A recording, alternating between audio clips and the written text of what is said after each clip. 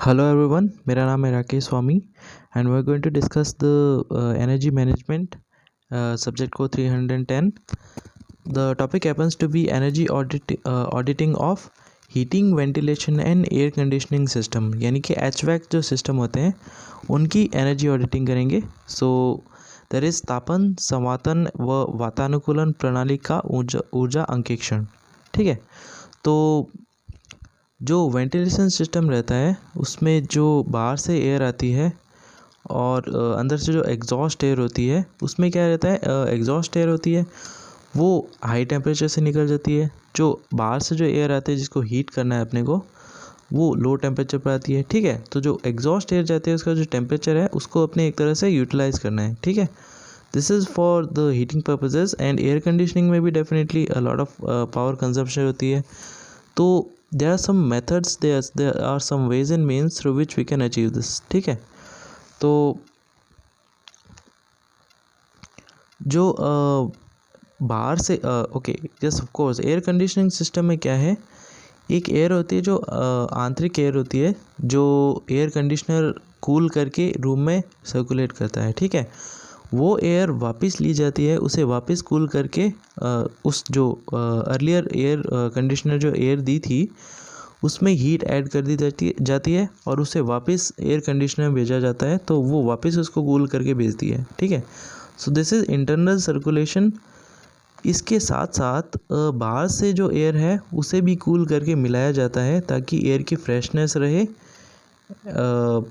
And there is a quality in air. ठीक है, तो बाहर से जो एयर आती है वो क्या है, वो है एक्चुअली हीट, उसका कूलिंग लोड ज़्यादा रहता है बाहर से जो एयर आती है. Same is the condition with heating system as well. बाहर से जो एयर लेते हैं हीटिंग सिस्टम में वो ज़्यादा ठंडी रहती है, उस पर हीटिंग लोड है वो ज़्यादा रहता है. ठीक है, तो जो अंदर आ रही एयर है उसका जो मीटर क्यूब पर सेकंड है, जो क्या है मीटर क्यूब सेकंड क्या है, पर सेकंड क्या है, जो वॉल्यूम जो आ रहा है एयर का, नई एयर का बाहर से जो हवा वायु बाहर से भीतर आ रही है उसका जो आयतन है metre cube, that is volume of that air, metre cube per second. The rate of volume inlet. ठीक है, जो क्यू रहता है उसका the rate of volume flow rate जो रहती है उसकी वॉल्यूम फ्लो रेट. तो मीटर क्यूब पर सेकेंड में जो वॉल्यूम फ्लो रेट रहती है वो उसकी जो इनलेट एयर है उसकी इसको अपने को एड्रेस करना होगा if you want to save. ठीक है, क्योंकि जो बाहर से एयर आ रही होती है उसमें कूलिंग लोड या फिर हीटिंग लोड होता है वो काफ़ी ज़्यादा होता है when compare to the air which is recirculated in. ठीक है, अंदर जो रिसर्कुलेट हो रही है उस पर इतना लोड नहीं होता, बाहर से जो एयर आ रही होती है उसमें ज़्यादा कूलिंग लोड होता है, उसमें ज़्यादा हीटिंग लोड होता है. ठीक है, तो अगर ये जो मीटर क्यूब पर सेकेंड अपने कम कर देते हैं, if you reduce the metre cube per second volume flow rate of incoming air, बाहर से जो एयर आ रही हो तो उसका वॉल्यूम फ्लो रेट अगर कम कर देते हैं तो जो हॉर्स पावर जो मोटर जो पावर खाती है, जो मोटर जो पावर जितनी पावर ले रही होती है, कंज्यूम कर रही होती है, उसमें रिडक्शन होता है, एक वैल्यूम में कमी आती है, उसकी पावर कंजम्पशन कम हो जाता है. यही पर्पज़ है अपने एनर्जी ऑडिट का. ठीक है, तो in short if I want to say कि अपने को क्या है, जो बाहर से एयर आ रही है उसकी अगर वॉल्यूम फ्लो रेट अगर अपने कम कर दें तो जो पावर कंजम्पशन जो रहे अपने मशीन का, एयर कंडीशनर जितनी ज़्यादा पावर खा रहा है वो पावर कंजम्पशन कम हो जाएगा. Same is the case with heating and ventilation system. तो जो HP की जो हॉर्स पावर की जो बचत है, जो जितनी पावर सिस्टम खा रहा है, जो HVAC सिस्टम में जितना पावर कंजम्पशन है उसका जो रिडक्शन है वो क्या रहेगा, HP times new value of meter cube per second, volume flow rate की जो न्यू वैल्यू है पर divided by old value of meter cube per second, जो वॉल्यूम फ्लो रेट की पुरानी जो वैल्यू है उसका जो रेशियो है इसके क्यूब पर. ठीक है, HP times new value of meter cube per second divided by old value of meter cube per second whole cube.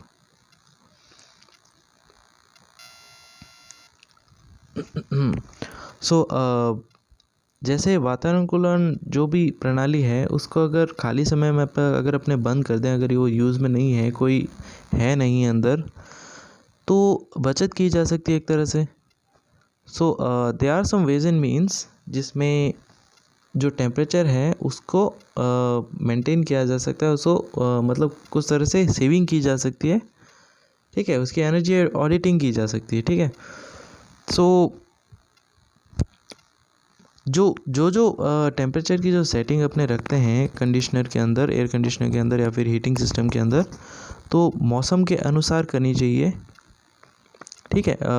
We are talking about जैसे कि फॉर एग्जांपल सितंबर का महीना है, सितंबर अक्टूबर, जिसमें कूलिंग की रिक्वायरमेंट काफ़ी कम है, तो इस टाइम पर जो कूलिंग है वो हायर टेम्परेचर पर रखनी चाहिए। एसी की एसी को है जो हायर टेम्परेचर पर रखना चाहिए ताकि उसका कूलिंग लोड कम रहे, ठीक है। तो मौसम के अनुसार जो कूलिंग जो सेटिंग है, जो तापक्रम की जो टेम्परेचर की जो सेटिंग है, उसे चेंज करते रहना चाहिए, लो टेम्परेचर पर ही नहीं रखना चाहिए, ठीक है। उससे क्या होगा, एनर्जी सेविंग होगी। एनर्जी ऑडिटिंग के there are some ways and means, okay. खाली क्षेत्र को ज्ञात करना चाहिए। जैसे कि अगर काम में नहीं आ रही है मशीन तो उसको बंद कर दें, खाली समय में प्रणाली बंद कर देनी चाहिए, ठीक है। और खाली क्षेत्र भी देखने चाहिए, जैसे कि कुछ एरियाज़ है जैसे जहाँ पे ज़्यादा ऑक्यूपेशन नहीं है लोगों का। If you are talking about some hall, तो उसमें कुछ एरियाज़ ऐसे होंगे जहाँ पे ज़्यादा लोगों का ऑक्यूपेशन नहीं होगा, तो वहाँ पे एक्स्ट्रा एयर कंडीशनर्स लगा के वहाँ पे कूलिंग करने की आवश्यकता नहीं है।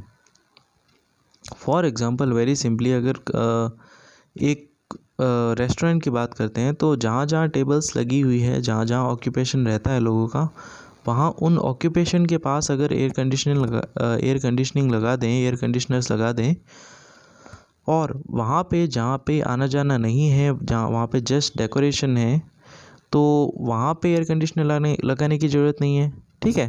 तो एक तरह से खाली क्षेत्र हो गया वो, और जहाँ पे हीटिंग लोड नहीं है, ठीक है। तो इस एक तरह से डिस्ट्रीब्यूशन है उसको इंश्योर कर सकता है। एनर्जी ऑडिटिंग एक तरह से इस प्रोसेस में इसका भी ध्यान रखना चाहिए। तो जो इंटरनली जो टेम्परेचर अपने रख रहे हैं, जो सेटिंग रख रहे हैं, वो जो लोकलाइज जो रूल्स हैं एंड जो कोड है उसके अनुसार उसको कंपेयर करना चाहिए और उसके अनुसार ही चलाना चाहिए। जो थर्मोस्टेट है उसका यूज़ करें, अगर उसका यूज़ किया जाता है तो जो विलंबन प्रक्रिया जो है उसको क्रियान्वयन एक तरह से उसको यूज़ में ले सकते हैं। थर्मोस्टेट को यूज़ करके जो विलंबन प्रक्रिया है उसको सुनिश्चित कर सकते हैं, ठीक है। तो इसे कैसे ऑपरेट कर सकते हैं, इसे हस्तचालित यानी कि हैंड ऑपरेटेड भी किया जा सकता है, और टाइमर लगा के भी यूज़ किया जा सकता है थर्मोस्टेट को, ठीक है। खाली समय में प्रणाली बंद कर दें, ताप की सेटिंग जहाँ तक संभव हो सके कम ही रखें, यानी कि जो HVAC डिवाइस है जो उस पर लोड ज़्यादा नहीं रहे, ये इंश्योर करना चाहिए। So we talk about heating system, तो हीटिंग सिस्टम में जो एग्जॉस्ट एयर रहती है वो क्या है, हाई टेम्परेचर पर निकल जाती है। उसका जो टेम्परेचर है, हाई टेम्परेचर एग्जॉस्ट एयर का, उस टेम्परेचर को अगर इनलेट एयर के साथ अगर कांटेक्ट में लाते हैं अगर हम, तो वो यूटिलाइज होगा टेम्परेचर उसका, ठीक है। तो इट्स कॉल्ड टेम्परेचर का रीगेन, ताप की पुनः प्राप्ति, ठीक है। तो उसके कुछ तरीके हैं। We are going to discuss 4 types of the ways and means through which we can regain the temperature. Exhaust air का जो वेस्ट टेम्परेचर है उसको रीगेन करना चाहते हैं हम इनलेट एयर में, आउटसाइड जो एयर है जिसको अपने सर्कुलेट कर रहे हैं उससे हीट ट्रांसफ़र कराना चाह रहे हैं, ठीक है। सो लेट्स टॉक अबाउट ताप, जो तापीय पहिए हैं उसकी बात करते हैं, ठीक है। ये क्या है, सिंपली एक हीट एक्सचेंजर है जिसमें एग्जॉस्ट एयर एक साइड से फ्लो कर रही है और दूसरी साइड से आउटसाइड एयर है, ठीक है। इसके बीच में क्या है, ताप सोखने वाली सामग्री है, जो कि फॉर एग्जांपल एक सिरेमिक हो सकता है, जो कि क्या है, एग्जॉस्ट एयर जो है अगर उससे पास हो रही है, उसके ऊपर से टच होके जा रही है, तो उसको अपना टेम्परेचर जो हीट है उसको अपनी हीट दे देगी, जिसके कारण उसका एक टेम्परेचर हो जाएगा हाई। अब ये जो सामग्री है इसे अपने इस पहिए को अपन घुमाते हैं और आउटसाइड एयर के कांटेक्ट में लाते हैं, तो वो जो हाई टेम्परेचर जो हीट गेन की थी एग्जॉस्ट एयर से उस ताप सोखने वाली सामग्री ने, वो उस आउटसाइड एयर को जो कि ठंडी है उसे वो रिजेक्ट कर देगी हीट, उस आउटसाइड एयर को हीट दे देगी, उसका टेम्परेचर राइज कर देगी। ठीक है, तो कुल मिला के ये हीट एक्सचेंज हुई between exhaust air and outside air through regenerative means. This type of heat exchanger is called regenerative heat transfer, जिसमें एक ताप सोखने वाली जो सामग्री है उसे लगातार घुमाते हुए एक तरह से टेम्परेचर उसको बढ़ाते हैं और एक तरह से उसका हीट सप्लाई कर देते हैं। ठीक है, सो ये है कॉन्सेप्ट तापीय पहिए का। Next ways and means is वायु से वायु में ताप अंतरण। तो एग्जॉस्ट एयर है वो हाई टेम्परेचर की है। ठीक है, इसका अगर कांटेक्ट हो थ्रू सम मीन्स, जो पाइप्स वगैरह होते हैं, ये जो एक बॉक्स लगाया जाता है जिसमें से पाइप्स की पतली नलिकाएं रहती है जिसके अंदर, इससे exhaust air and outside air है उसका आपस में कांटेक्ट में लाई जाती हैं, मिलाई नहीं जाती, लिटरली ज़रूरी नहीं है कि मिलाई जाए, they are brought in contact. उससे क्या होगा, हीट ट्रांसफ़र हो जाएगा, सिंपली दिस हीट एक्सचेंजर। ठीक है, नेक्स्ट इज जो ताप पाइप होता है। ताप पाइप होता है एक तांबे की एक कम लंबाई की छोटी ट्यूब होती है। इसमें क्या होता है, बीच अंदर की साइड क्या होती है, बेलनाकार बत्ती रहती है जिसमें रंध्र बने हुए होते हैं। ठीक है, और इसमें क्या है, एक रेफ्रिजरेंट भी डाला जाता है जो कि जहाँ से हीट लेनी होती है, फॉर एग्जांपल एग्जॉस्ट एयर जो है जो हाई टेम्परेचर पे है, जहाँ उससे हीट लेनी है, तो जो रेफ्रिजरेटर है, जो रेफ्रिजरेंट है वो इवेपोरेट हो जाएगा उस हीट को लेके। ठीक है, उस हीट को लेके वो वाष्पीकृत हो जाएगा और रंध्र से निकलते हुए बीच में साइड फ्लो होना शुरू कर देगा, हीट गेन करके इवेपोरेट होकर रंध्रों से निकल के बीच में के side in this diagram we see बीच में आके फ्लो करना स्टार्ट करेगा, और जो जहाँ हीट रिजेक्ट करनी है, जो आउटसाइड एयर अपने ले रहे हैं जहाँ पे हीट सप्लाई करनी है, वहाँ पे हीट रिजेक्ट करके उसे जो आउटसाइड एयर है उसको हीट सप्लाई करके वो वापस लिक्विड फॉर्म में आ जाएगा, एंड दिस सर्कुलेशन कंटिन्यूज। तो ये जो ताप पाइप है ये इस तरह से हीट एक्सचेंज करता है। ठीक है, ओके, सो चक्र के चारों ओर कुंडलित जो ये तरीका है, इसमें क्या है, एक तरह से इथाइलिन अल्कोहल ग्लाइकॉल जो है, इथाइलिन ग्लाइकॉल, ये लिक्विड भरा जाता है। इससे क्या है, एग्जॉस्ट एयर में हीट गेन करा दी जाती है इसमें।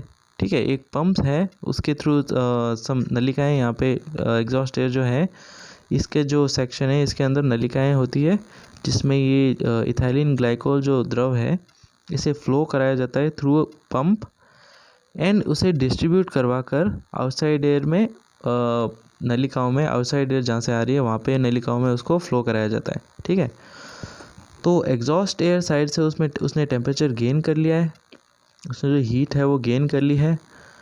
आफ्टर दैट उसे भेजा जाता है आउटसाइड एयर की साइड, जहाँ पे वो जो गेंड हीट है उसे रिजेक्ट कर देगा और उस आउटसाइड एयर को हीट सप्लाई कर देगा, उसका टेम्परेचर राइज कर देगा।